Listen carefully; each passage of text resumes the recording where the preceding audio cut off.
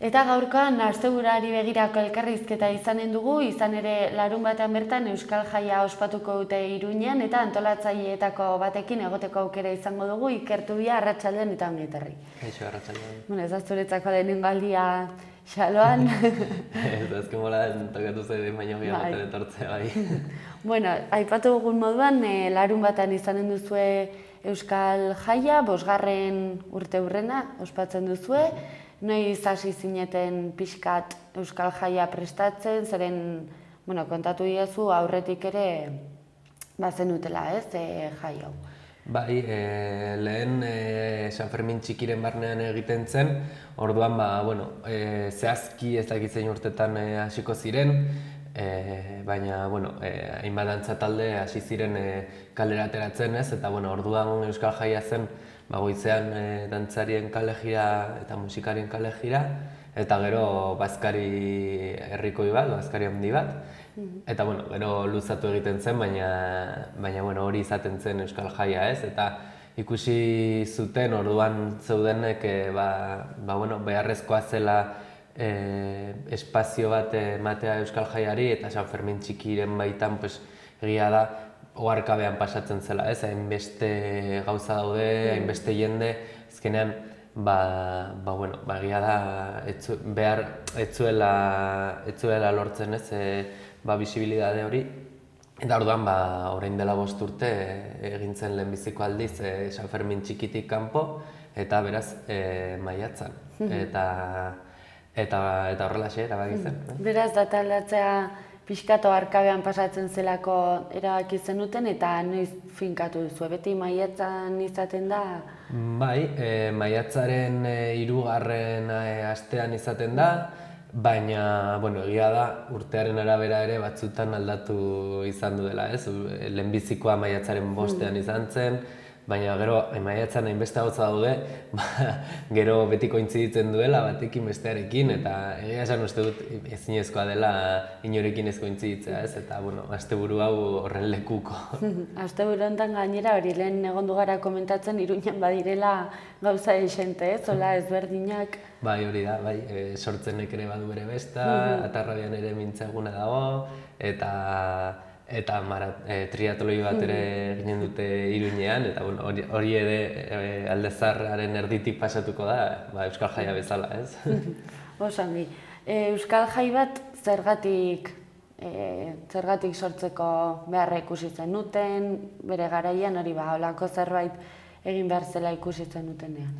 Bai, bueno, Euskal Jaia batez ere, Euskal Jaiaren helburua da euskal kultura kalera ateratzea, ez? Eta egia da, Iruñean euskal kultura nahiko zokoratua egon dela, batez ere instituzioen aldetik, ez taldeen aldetik, talde kultural asko daudelako euskal kulturaren eta baita ere kultura tradizionalaren inguruan lanean, baina ikusten zela behar bat zegoela hori kalera ateratzeko, ez?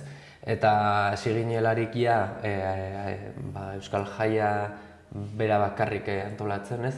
Egun bat ematen Euskal Jaiari, helburu nagusia hori zen, kultura ateratzea kalera, eta baita ere errebindikazio bat edo nortasuna aldarrikapen bat, ez? Hemen Iruñean ukatua den nortasun bat azaleratzea, eta hori da euskal nortasunarena, ez?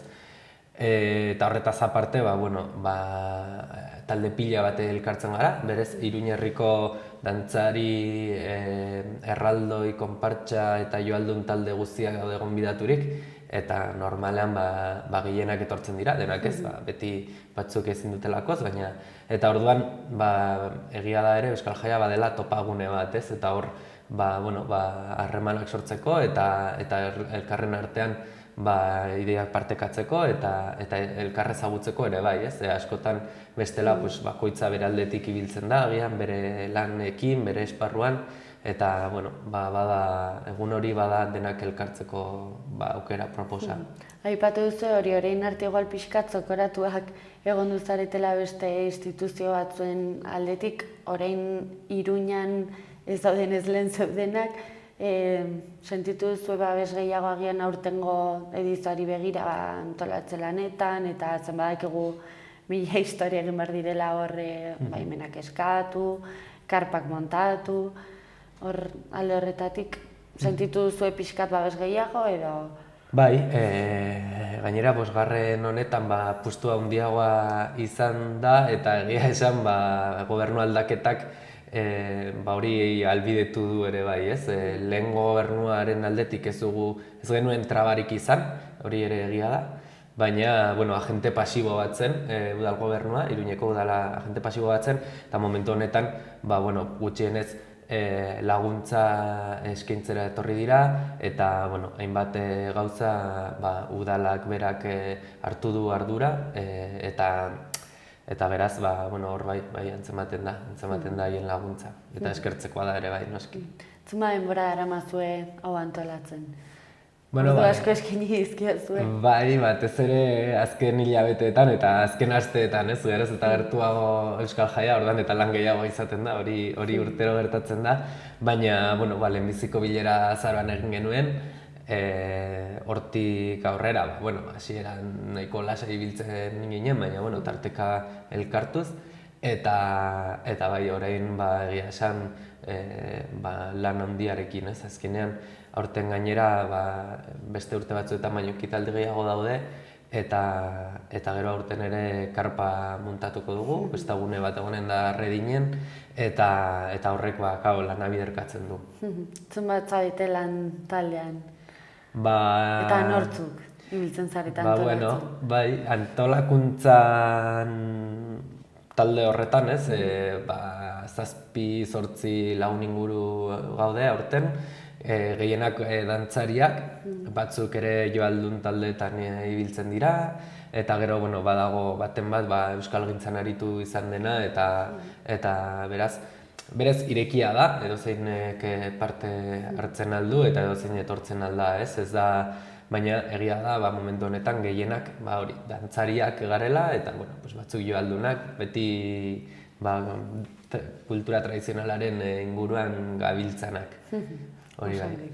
Joan gaitezen pixkat mamira, zer daukazue aurten prestatuta egitarauean? Bai, hasiko gara goizeko 10:00 gosaria emanen diegu taldeei eta gerturatzen den edozeini ere bai noski. Hori bestagunean izanen da, Redinen. Eta gero urtero bezala abiatuko dira kale jirak, aurten dantzariak alde batetik joanen dira, erraldoiak beste batetik, eta joaldunak 3. kale jira batean, eta gero baita ere trikitilariak eta gaitaiotzaileak ere izanen dira, eta horiek kale jira banatan joanen dira, eta horiek ideia da aldezar osoa hartzea, ez? Ordu bat aldera elkartuko dira kale jira guztiak udaletxeko plazan, iaz ere udaletxeko plazan elkartu ginen, lehen Gazteluko plazan zen, baina orain udaletxeko plazan, eta hor ekitaldi itxo bat egiten da urtero, ez oso luzea egia esan, eta bukatzeko erraldoiek dantzaren bat eginen dute, eta beti bukatzen dugu larrain dantzarekin. Hori urtero betetzen den zerbait, ez? Hori San Fermin txikin ere egiten zen larrain dantza. Eta, goizean ere aukera izanen da herri kirolak ikusteko, eta hor aipagarriena da automozketarena, ez? Bizkoa ezberdina eta auto bat moztuko duzue? Bai, guk ez, baina pertsonoi horretan dabiltzanak, bai. Uste dut, inen dutela modu tradizionala versus motozerra. Eta tradizionala nola da? Pentsatzen dut aizkorarekin eginen dutela. Eta horra arituko dira, norraiagoka autoak mozten, bitxia, eta horregatik ere ekarri dugu, pixko bat berezia iruditu zitzaigun, eta Iruñean guk behintzat ez genuen horrelakorik ikusi, orain arte, eta hori ere izanen dugu. Eta gero, Bazkari herrikoia, hori ere Redin pasealekuan izanen da, karpa muntatu dugunez, hobeki estalpean, agian euria egin dezake eta badazpada ere hobeki hor barnean egotea.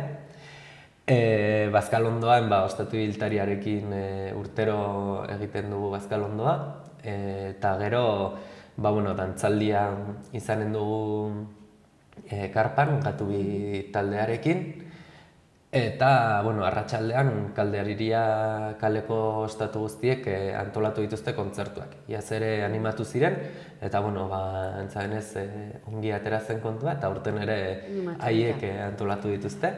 Eta, hor, Kalderiria kalean zehar, hasiko dira, ez, Kaldeririako kaleko hasierako zati horretan, eta, kontzertuak mugitu joanen dira.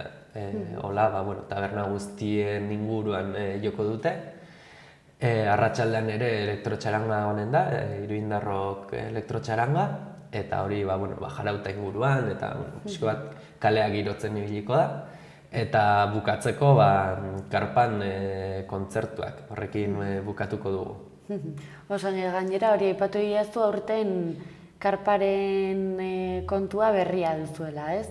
Zer dela eta erabaki duzue karpa montatza, 5. urteurrena betetzen delako edo? Bai, Hortigatera ideia? Egia da aspalditik genuela buruan barra bat montatzearena, gune bat montatzearena, baina, orain arte horrelakorik ez genuen egin, jende aski ere ez zegoen antolakuntzan, eta egia esan errezagoa zen hori ez, dantzaldia Nabarrerian antolatzea, eta hor tabernak badaude, eta gero gauean beti egiten ziren kontzertuak edo peñaren batean edo elkarteren batean.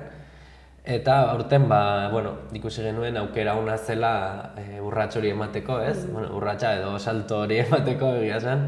5. urteurrena zelako, zerbait berezia egin genuelakoz, eta ideia hona iruditzen zitzaigun baita ere ez, kontzertuetarako eta beste jarduera batzuetarako gune bat izatea. Baina dena den, antzi gabe Alde Zaharreko gainerako kaleak eta besta ez dela bakarrik hor izanen ez, gero beste kaleetan ere izanen direla gauzak. Gutxo gara bera, zenbat talde biltzen zarete zen, dantzariak, erraldoiak, joaldunak? Zaila da kalkulatzea, aurten uste dut 5 konpartsa animatuko direla, joaldunen... Denak Iruñerrikoak, ez? Denak, beti Iruñerrikoak izaten dira. Aurten salbuespena Kataluniako talde bat da, Arrotxapeko konpartsak bazuen haiekin tratu bat, haiek joan ziren, uste dut, Kataluniara, eta orain itzuli direnez, aprobetxatu dute Euskal Jaia horretarako, beraz Kataluniako talde bat ere izanen da. Joaldunen taldeak, normalean elkartu egiten dira Iruñerriko hainbat talde daude ez, guztiak elkartu dira. Orduan, oraindik ez dakigu zenbat talde izanen diren, baina pentsatzen dut 2-3 animatuko direla. Eta gero dantza taldeetan, 5-6 talde animatuko dira. Eta bakoitzak egiten du bere pixka bere repertorioa edo, bere dantzak edo nola egiten duzu? Egun horretan ez da emanaldirik egiten, ez? Gehiago kaleetan zehar ibili eta dantza herrikoiak, ez? Asmoa dantza taldeek daukaten helburua da pixka bat dinamizatzea edo jendea animatzea, baina ez inondik inora jendeak emanaldi bat ikustea. Gainera denak baserritarrez jantzita ateratzen gara, jendeari ere dei egiten diogu beti horrela etortzeko, beraz edozein sartzen alda, ez? Dantzarien artean dantzatzera goizean, inolako problemari gabe.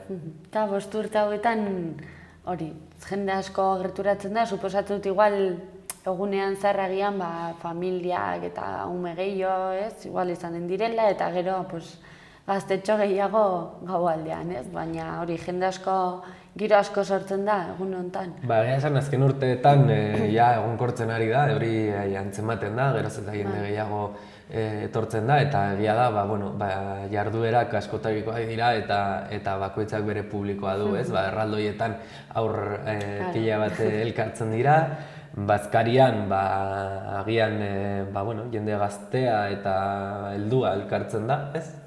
Eta gero, egia da, arratsaldean, dantzaldian denetarik ikusi dezakegu, baina gauean jende gaztea batez ere, ez? Bakoitzak baditu bere jarduerak eta bere ordutegiak, ez? Oso ongi, Iker, ongi pasa larunbateko eguna, aipatu didazu gaur ere baduzuela zeozer, ez? Bai, hori da, gaur 8 aldera edo baterako gara trikipoteotxo bat egitera Nabarreria inguruan, eta gaztetxean pintxopotea antolatu dutenez, han bukatuko dugu. Oso, ongi beraz festaia hasten duzue asko zelenago. Bai, pixkoa girotu behar da, ez? Eta jendea hola enteratuko da ere, Euskal Jaia dugula larunbatean. Oso, ongi pasa larunbateko eguna eta mila esker xalan izateagatik. Bai, eskerrik asko zei. Eta zuei ere eskerrik asko eskainitako arretagatik, arratsaldona pasa eta bilar arte.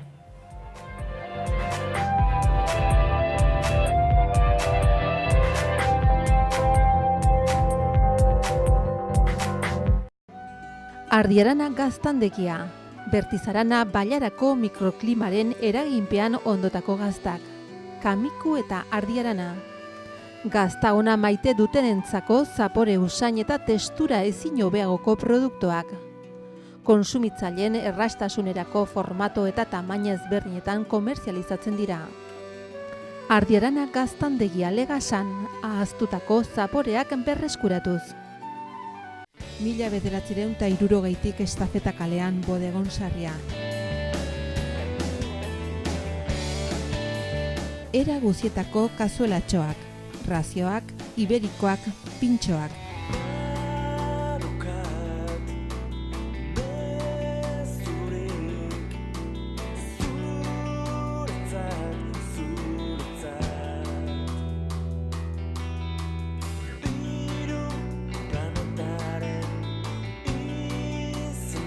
Berrogeita 10 urte Iruñeko Alde Zaharrean, Bodegon Sarria.